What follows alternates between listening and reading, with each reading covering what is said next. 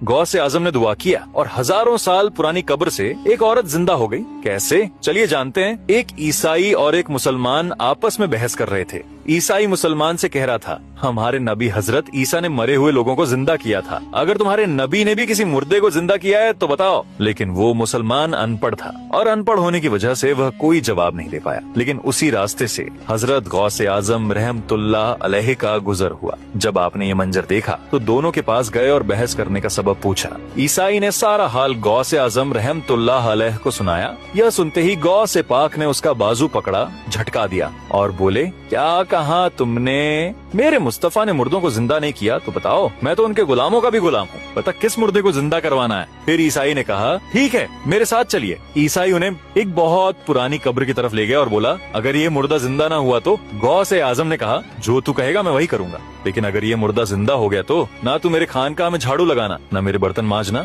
ना मेरे घर का सामान लाना, बस मेरे प्यारे नबी का कलमा पढ़ लेना। इस पर ईसाई बोला, ये कब्र तो हमारे दादा ने भी नहीं देखी थी, पता नहीं इसमें कौन दफन है। अगर सच में इस कब्र का मुर्दा जिंदा हो गया तो मैं कलमा पढ़ लूंगा। फिर गौसे आजम उस कब्र के सिरहाने खड़े हो गए, दुआ करने लगे, मेरे मौला मेरे लिए नहीं तेरे रसूल के लिए। फिर कहा, कुम्बीजनिल्लाह। इतना कहना था कि कब्र फटने लगी और उसे हल्की हल्की रोशनी आने लगी। फिर एक औरत कलमा पढ़ती हुई कब्र से जिंदा होकर खड़ी हो गई और कहने लगी, मैं बनी इजराइल की थी, ए अब्दुल कादिर मैं तेरे।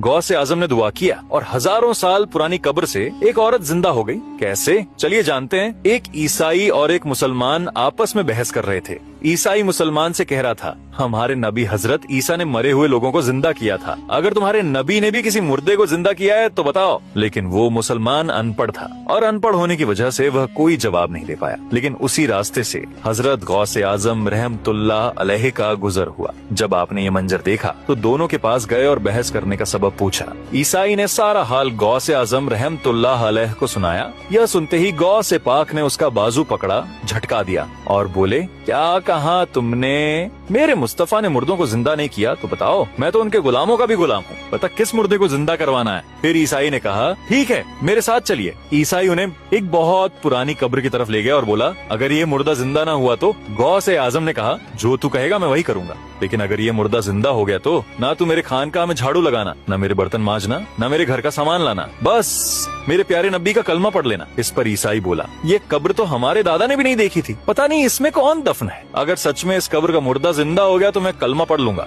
फिर गौसे आजम उस कब्र के सिरहाने खड़े हो गए, दुआ करने लगे, मेरे मौला मेरे लिए नहीं तेरे रसूल के लिए। फिर कहा, कुम्बीजनिल्लाह। इतना कहना था कि कब्र फटने लगी और उसे हल्की हल्की रोशनी आने लगी। फिर एक औरत कलमा पढ़ती हुई कब्र से जिंदा होकर खड़ी हो गई और कहने लगी, मैं बनी इजराइल की थी, ए अब्दुल कादिर मैं तेरे